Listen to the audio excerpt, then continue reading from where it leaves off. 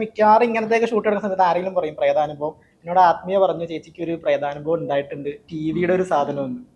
അതായത് ഒരു പ്രേതത്തിന്റെ ഇഷ്യൂ ഉണ്ടായി. എനിക്കറിയില്ല സത്യമോ കള്ളമോ. ഞാൻ നമ്മള് പാതിരാത്രിയിലുള്ള ഷൂട്ടിങ്. രാവിലെ വന്നു കിടന്ന് ഉറങ്ങാം. ആ രാവിലെ ഉറങ്ങുന്ന സമയത്ത് അപ്പുറത്തെ മുറിയിൽ ടി വി തന്നെത്താനും ഓണായി.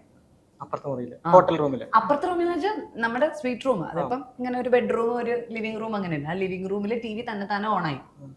അപ്പൊ അത് ഞാൻ ഭയങ്കരമായിട്ട് പേടിച്ചു. പിന്നെ കുറച്ച് ദിവസത്തേക്ക് എൻ്റെ ഒപ്പം അസിസ്റ്റൻസ് ഒക്കെ വന്ന് കിടക്കുകയൊക്കെ ആയിരുന്നു അവിടെ പുറത്ത് മുറിയിൽ പേടിച്ചിട്ട്.